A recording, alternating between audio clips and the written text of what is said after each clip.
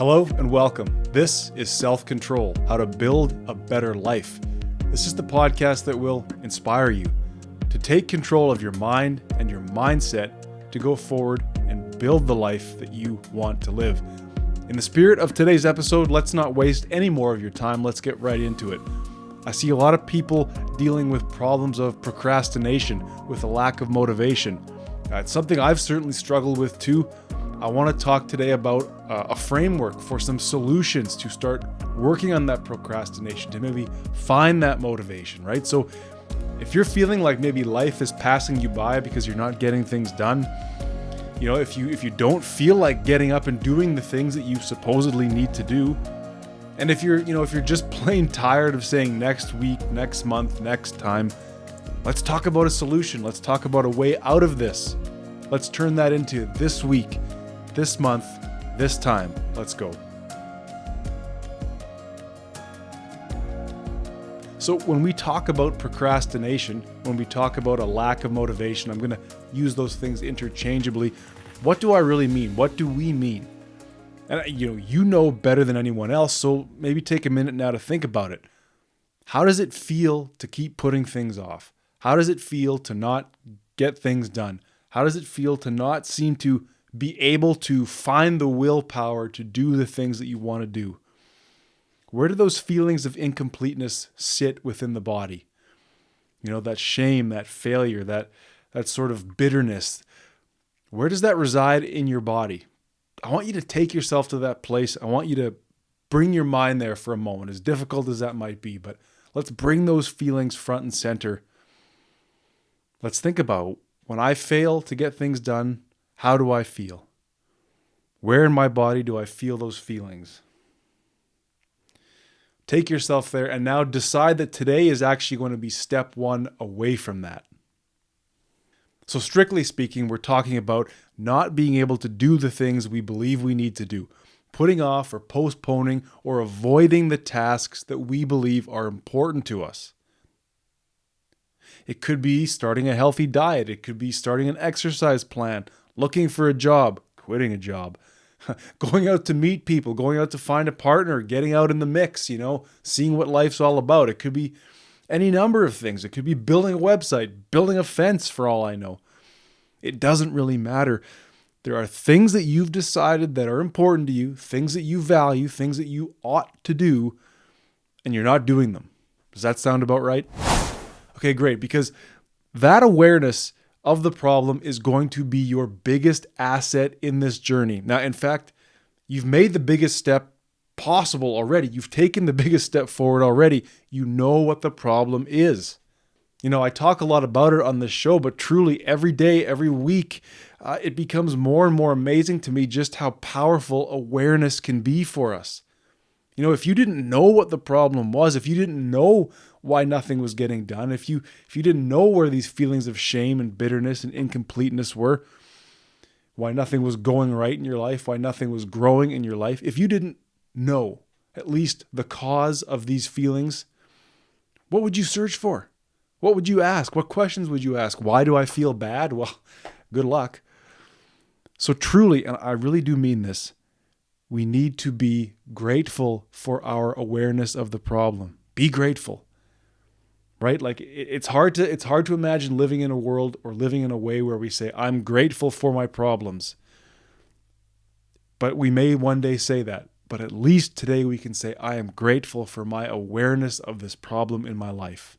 I'm grateful that I know what the problem is. So be grateful for that awareness. And now let's put that awareness to work for us.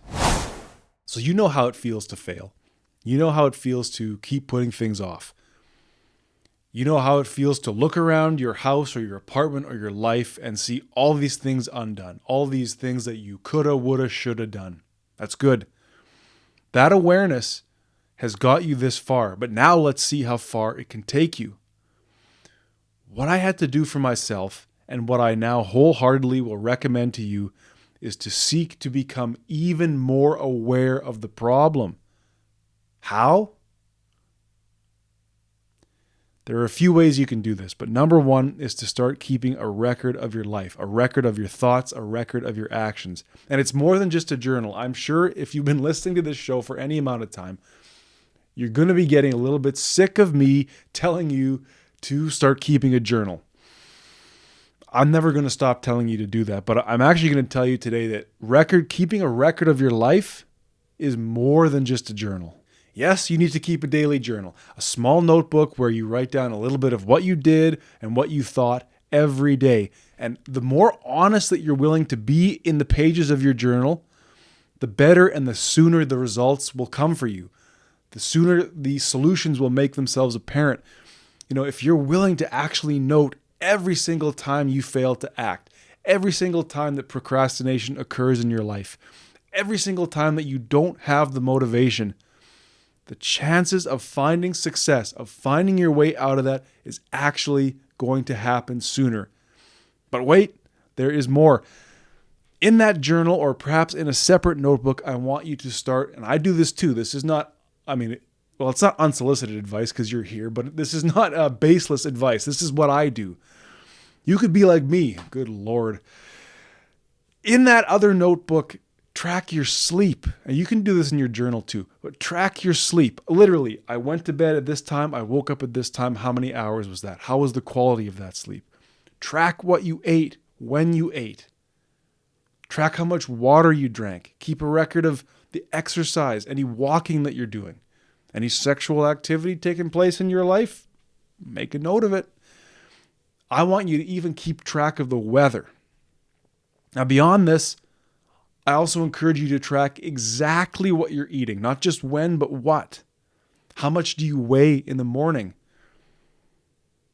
Now, beyond this tracking, this sort of just metric record keeping, I want you to also, and again, I say this because I do it too, make time to creatively express what you're thinking, whether that's through writing. You want to speak voice notes into your phone. You want to start a TikTok account. You want to just do videos on your phone, through prayer, through meditation. Maybe not meditation so much, because these thoughts that we're having, it's not enough just to roll them around in your head, or, with meditation, it's actually avoiding the thoughts. So forget I said that. Get these thoughts that are inside of your head. They live inside there. They're rattling around, half-formed, kind of weird and mushy and dark. And maybe we think we know what we think. Get them out of your head, so that you can see them, you can hear them, you can refine them, you can start thinking about what you think. If you're willing to live with your thoughts and feelings around your dissatisfaction, talk about them, ask where they come from. Why didn't I do that specific thing today?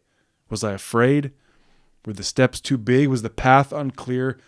Was I afraid of being rejected? Was I afraid of the pain or the effort that might be required?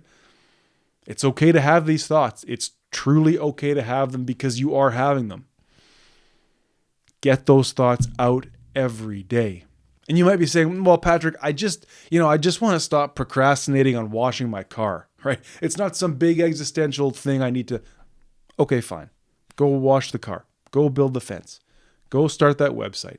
I'll wait right here. Yeah, I thought so. If you, like I used to, and still sometimes day to day it happens, you have problems with getting up and acting, with finding the desire to go accomplish all that your little heart can dream up, you need to get back to the absolute basics. This is why I'm telling you to literally track how many times you're going to the bathroom, or how well you're sleeping. Look, this awareness brought you this far. It's now about cultivating awareness further in your life. But again, if you want to do all of these things, and you can't, you have all these dreams and desires and things that you need to do, and yet you can't do them, you have to ask, have I lost my self-control? And if I've lost my self-control, well, who's in control? It's time now, through awareness, to get that self-control back. So as you begin this process of tracking your life in all its facets, all that you actually do, even if you feel like you're doing nothing, you're still, by doing nothing, it's something that you can write about. You will begin to grow this awareness of yourself. One day, you'll be sitting there thinking about how your inability to act or this lack of motivation is killing you, and how you're now going to start beating yourself up about it, or Perhaps there's activities that you do to soothe this pain, to avoid this pain, and you're going to think in that moment, oh, damn. Tonight when I go home or tomorrow morning when I wake up, I'm going to have to write about this in my journal. I failed to act, and so I decided to, sit down and have a few beers. Or I've put off doing what I need to do, and I stayed up till 3 a.m. doing God knows what happens at 3 a.m. This is your awareness growing. This is your mindfulness practice coming to life. When you have to sit down and reckon with what you're doing, the awareness of it going forward will grow in the moment. And this awareness, of just how much negative thought goes on or how much bad behavior goes on to try to soothe the pain, and, awareness of just how deep and how often this procrastination runs and where it shows up in your life. This desire to, this deep desire that you have, because I had it too, and I still have it, to grow up, to become something, to make something of my life, to start making my mark on the world. This awareness that you're now cultivating by reckoning with your life, by looking at your life, this is now going to create the urgency and the force, perhaps even the critical mass within you to start this project. It may sound crazy, but I have to tell you that the more we look at ourselves, the more we have to reckon with what we do day to day, the more we look at the problem, the more that we see just how deep the problem is eventually within us. If there's any spark left at all, will spring up the motivation, the urgency, the force to act, to start making a difference, to start getting out of this funk, out of this depression, out of this bad pattern, this track record of not acting, and action will begin through awareness.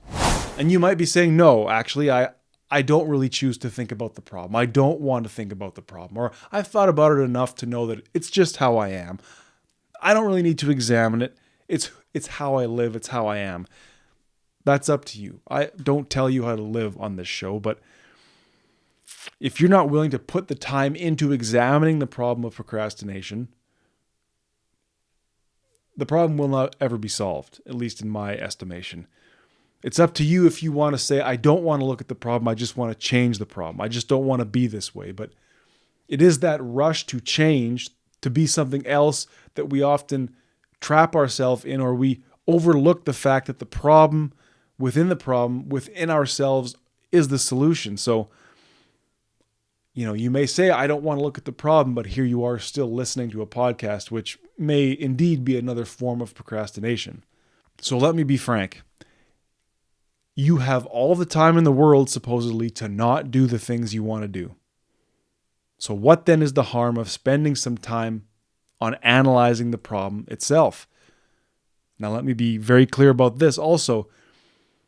If you're willing to do this deep self-work that I'm talking about, record keeping, cultivating awareness, looking at the problem within your life, you are now working on the problem. So that anxious little voice that says, hey, we're not really doing anything again today. Maybe we should just do that old procrastinator's trick of saying, I'll do it tomorrow, and get that little bit of relief, that little bit of release of dopamine. You can actually now tell that anxious voice to get lost, because you are now doing something. Your problem is procrastination. You are now looking face to face with the problem and making a note of every single time it exists in your life. So you can tell that anxiety to get lost. You are now going to work on the foundation for a better life. You're not procrastinating anymore. You aren't doing nothing anymore.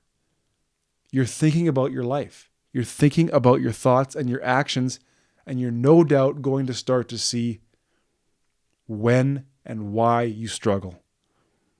And this will actually create for you, using this framework, creates for you personalized solutions, right? Like I can sit here and tell you, it's a problem with your dopamine, so start taking cold showers and get off social media and, start lifting weights, be a man. I would probably recommend all of those things, but what I would recommend above all is to just look at the problem. Make a note of every time it comes to light, every time it occurs, every single moment that this problem, and again, don't go completely nuts. Like, don't make the problem bigger by only thinking about the problem. But if procrastination is an issue for you, carve out some time to think about it. Carve out some time to look at where it comes from. And this creates personalized solutions for you. You could be saying, look, I procrastinate on cleaning up my living space because when I look around, I see a gigantic mess. I see all these things out of place. I see all this dirt. I see all this grime. So I don't even want to start because it's going to take me hours. Well, can we break it down into small pieces, right? Can we just put one thing away at a time? Can we tell ourselves, look, I can't clean it all up today. I'm going to put a week, an hour a day for a week to clean up this mess. Can I maybe keep on top of the mess as I go? It's like, yeah, look, I seem to have this habit of I cook dinner, I don't do the dishes, and then a week later, there's a pile of dirty dishes and I'm eating with dirty forks and knives and cooking in dirty frying pans. But that's up to you to decide. I mean, I'm not going to sit here and just give you a silver bullet, give you a magic cure. What I'm encouraging you to do is to just take stock of what it is you're doing. I would find it hard to believe, in fact, that this wouldn't start to generate some solutions for you. So on that note, I'd like to thank you for listening and thank you for watching and thank you for putting this stuff into action in your life, at least in theory, thinking about what I'm saying.